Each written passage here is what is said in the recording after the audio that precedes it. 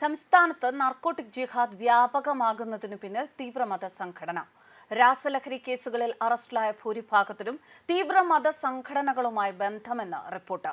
Narcotic ജിഹാദ് ഉണ്ട് എന്നതിന് തെളിവായി മയക്കുമരുന്ന് കേസുകളിൽ പിടിക്കപ്പെടുന്നവരുടെ കണക്കുകൾ പുറത്തുവരികയാണ്. കോഴിക്കോട് കഴിഞ്ഞ 2 മാസത്തിനിടെ രാസലഹരി കേസുകളിൽ പിടിക്കപ്പെട്ടവരിൽ അധികവും തീവ്രമത സംഘടനകളിൽ ഉൾപ്പെട്ടവരാണെന്ന് വിവരങ്ങൾ. സംസ്ഥാനത്ത് ജനുവരിയിൽ മാത്രം രജിസ്റ്റർ ചെയ്തത് 1999 ലഹരി കേസുകളാണ്. കോഴിക്കോട് ജില്ലയിൽ ഈ വർഷം ഇതുവരെ രജിസ്റ്റർ ചെയ്തത് 716 കേസുകൾ. ഇതിൽ 819 പേരാണ് അറസ്റ്റിലായത്. ഇതിൽ ഭൂരിഭാഗവും മുകളിൽ പരാമർശിച്ച വിഭാഗത്തിൽപ്പെട്ടവരാണ് എന്നതാണ് നടുക്കുന്ന യാഥാർത്ഥ്യം.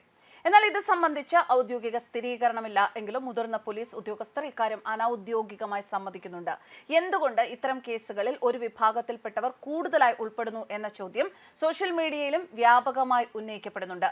2010 ശേഷം വിവിധ ക്രിസ്ത്യൻ സഭകളിൽ നിന്നുള്ള 20,000 പെൺകുട്ടികൾ ലവ് ജിഹാദിന് ഇരയായിട്ടുണ്ട് എന്നാണ് കാസയുടെ വിലയിരുത്തൽ. ഇതിൽ 15,000 പെൺകുട്ടികളെങ്കിലും തീരുമാനങ്ങൾ തെറ്റായിരുന്നു എന്ന് കരുതി ജീവിക്കുന്നവരാണെന്നും കാസ വിലയിരുത്തുന്നു. ഇവരെല്ലാം ക്രിസ്തുമത വിശ്വാസത്തിലേക്ക് തിരികെ കൊണ്ടുവരൽ കാസയുടെ പ്രധാന ലക്ഷ്യങ്ങളിലൊന്നാണ്. ലവ് ജിഹാദിനൊപ്പം നാർക്കോട്ടിക് ജിഹാദുമുണ്ട് എന്ന പാലാ ബിഷപ്പ് മാർ ജോസഫ് കല്ലറങ്ങാട്ടിലിന്റെ പ്രസ്താവനയെ ശക്തമായി പിന്തുണച്ച സംഘടന കൂടിയാണ് കാസ. ഈ പ്രസ്താവനയെ വലിയൊരു ചർച്ചയാക്കി മാറ്റാൻ കാസയ്ക്ക് സാധിച്ചിരുന്നു. 2016 ജൂൺ 20 പഞ്ചാബ് പോലീസിന്റെ പിടിയിലായ റംസാൻ ഖാൻ പാക് കള്ളക്കടത്തുകാരനായിരുന്നു. അയാൾ പറഞ്ഞ ഒരു വിവരം കാഫിറുകളിലെ, അതായത് ഇതര മതവിശ്വാസികളായ യുവതലമുറയെ നശിപ്പിക്കാൻ വേണ്ടിയാണ് മയക്കുമരുന്ന് എത്തിക്കുന്നത് എന്നാണ്. അന്ന് റംസാൻ പഞ്ചാബ് പോലീസിനോട് ഇത് സമ്മതിച്ചിരുന്നു. അന്നത്തെ മാധ്യമ റിപ്പോർട്ടുകളിൽ വന്ന വിവരങ്ങളാണ് ഈ പഴയ കുറ്റസമ്മതമാണ് പാലാ ബിഷപ്പിന്റെ വെളിപ്പെടുത്തലിന്റെ പശ്ചാത്തലത്തിൽ പല ഗ്രൂപ്പുകളിലും സമൂഹ മാധ്യമങ്ങളിലും വീണ്ടും പ്രചരിച്ചത്.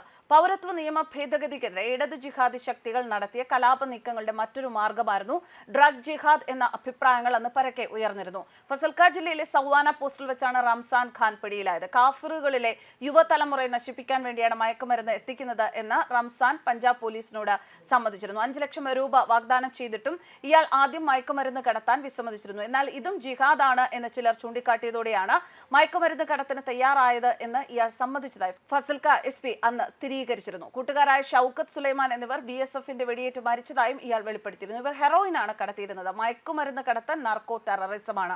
ഡ്രഗ് ജിഹാദിനെ പറ്റി കേന്ദ്ര ഏജൻസികൾ 2016 മുതൽ മുന്നറിയിപ്പ് നൽകിയിട്ടുണ്ടെന്നും റിപ്പോർട്ടുകളുണ്ട്. പൗരത്വ നിയമ ഭേദഗതിക്കെതിരായ പ്രതിഷേധത്തിന് പിന്നാലെ യുവാക്കളെ ആകർഷിക്കാൻ ഡ്രഗ് ജിഹാദിന് ആഹ്വാനവുമായി ഇസ്ലാമിക തീവ്രവാദികൾ സജീവമായിരുന്ന ഒരു കാലഘട്ടമുണ്ടായിരുന്നു. NIA നിരീക്ഷണത്തിലുള്ള വാട്സ്ആപ്പ് ടെലഗ്രാം ഗ്രൂപ്പുകൾ വഴിയാണ് പ്രചാരണം പലപ്പോഴും നടന്നിരുന്നത്. ഗ്രൂപ്പുകൾ നിരീക്ഷണത്തിലാണ് എന്ന വിവരം ഇത്തരത്തിൽ പുറത്തായതോടെ പലരും ഗ്രൂപ്പിൽ നിന്നും സ്വയം പുറത്തുപോയതും ചർച്ച ആയ വിഷയങ്ങളാണ്. IS റിക്രൂട്ടിങ്ങുമായി ബന്ധപ്പെട്ട് സംശയനിഴലുള്ളവരും NIA ചോദ്യം ചെയ്തവരുമാണ് ഈ ഗ്രൂപ്പുകളിലെ അംഗങ്ങളായിട്ടുണ്ടായിരുന്നത്. എറണാകുളം, കോഴിക്കോട്, മലപ്പുറം, കാസർഗോഡ് ജില്ലകൾ കേന്ദ്രീകരിച്ചാണ് യുവാക്കളെ വലയിലാക്കാൻ ഡ്രഗ് ജിഹാദുമായി ഇസ്ലാമിക തീവ്രവാദികൾ ഇറങ്ങിയത്. വൻതോതിൽ മയക്കുമരുന്ന് എത്തിച്ച് യുവാക്കളെ ഭീകര സംഘടനകളിൽ അംഗങ്ങളാക്കാനായിരുന്നു ഇവരുടെ നീക്കം. പൗരത്വ നിയമ ഭേദഗതിയുടെ പേരിൽ വർഗീയ വിദ്വേഷം മനസ്സിൽ കുത്തി നിറച്ച ശേഷം ലഹരിക്ക് അടിമകളാക്കി വ്യാപക കലാപങ്ങൾ ഉണ്ടാക്കുക എന്നതും ഇവരുടെ ലക്ഷ്യങ്ങളിൽ പെടുന്നു. കേരളത്തിന് പുറത്തുനിന്നെത്തിയ പലരും ഇക്കൂട്ടരുടെ വലയിൽ വീണിട്ടുണ്ട്. പൗരത്വ നിയമ ഭേദഗതിക്കെതിരെ ഇടത് ജിഹാദി ശക്തികൾ നടത്തിയ കലാപ നീക്കങ്ങളുടെ മറ്റൊരു മാർഗം തന്നെയാണ് ഡ്രഗ് ജിഹാദ്. സംസ്ഥാനത്ത് വിധ്വംസക പ്രവർത്തനങ്ങളിൽ സജീവമായിട്ടുള്ള IS അനുകൂലികളായവരാണ് ഡ്രഗ് ജിഹാദിന് ആഹ്വാനം നൽകിയിരുന്നത് എന്നതാണ് NIA ഉദ്യോഗസ്ഥർ നൽകിയ വിവരം. എന്തായാലും തീവ്രവാദികളെ ഭയക്കുന്ന ഒരു മുഖ്യമന്ത്രിയാണ് ഇപ്പോൾ കേരളം അടക്കി ഭരിക്കുന്നത്.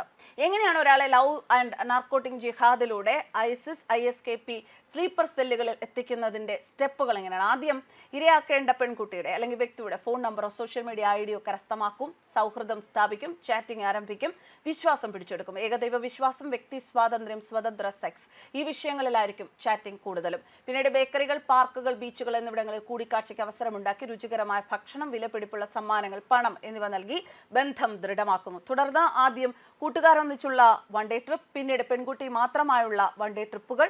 ഇതിലൂടെ ബന്ധം ഏറ്റവും ശക്തിപ്പെടുത്തുന്നു. ഈ യാത്രകളിൽ പെൺകുട്ടിയെ ലൈംഗികമായി കീഴ്പ്പെടുത്തും, ചിത്രങ്ങളും മറ്റും കൈക്കലാക്കും. തുടർന്ന് ബ്ലാക്ക് മെയിൽ ചെയ്ത് കൂടുതൽ ആളുകളുമായി ഇരയെ ബന്ധപ്പെടുത്തുന്നു. സോഷ്യൽ മീഡിയ ഗ്രൂപ്പുകളിലൂടെ ആയിരിക്കും ഇത് നടക്കുക. അങ്ങനെ ഹോട്ടൽ ഭക്ഷണം, സിനിമ, ലഹരി, സെക്സ് എന്നിവ നൽകി പെൺകുട്ടിയെ പൂർണ്ണമായും അടിമപ്പെടുത്തും. സെക്സിലൂടെ കൂടുതൽ ഇടപഴകി ഇരയെ എന്നേക്കുമായി കുരുക്കിലാക്കുന്നു. അങ്ങനെ ഇരയെ ബ്ലാക്ക് മെയിൽ ചെയ്ത് അടിമപ്പെടുത്തുന്നു. ഏറ്റവും ഒടുവിലായി ഇര വലയിലായി കഴിഞ്ഞാൽ ബ്ലാക്ക് മെയിൽ ചെയ്ത് കടത്തിക്കൊണ്ടുപോയി മതം മാറ്റി വിവാഹം എന്ന കുരുക്കിട്ട് വിദേശത്ത് എത്തിക്കുന്നു. തുടർന്ന് ചില വർഷങ്ങൾക്കുള്ളിൽ അവളെ മൊഴി ചൊല്ലുകയും അവളെ നിർബന്ധിത വേശ്യാവൃത്തിയിൽ ഏർപ്പെടുവിപ്പിക്കുകയും ചെയ്യുന്നു. അങ്ങനെ ISIS ISKP സെക്സ് ലൈഫ് ജിഹാദ് ജിഹാദി വിങ്ങുകളിൽ എത്തിക്കുന്നതോടെ ഇത് അവസാനിക്കുകയാണ്. എന്തായാലും നർക്കോട്ടിക് ജിഹാദ് ഉണ്ട് എന്ന് പറഞ്ഞ് പാലാ ബിഷപ്പിന്റെ പ്രസ്താവനയ്ക്കെതിരെ പ്രതികരിച്ചവരാണ് ഇവിടെ ഏറെയും. അവർക്കൊക്കെ ഇപ്പോൾ എന്താണ് പറയാനുള്ളത് എന്നത് പൊതുസമൂഹം ചോദിക്കുന്ന ചോദ്യമാണ്. News desk കർമാനസ്.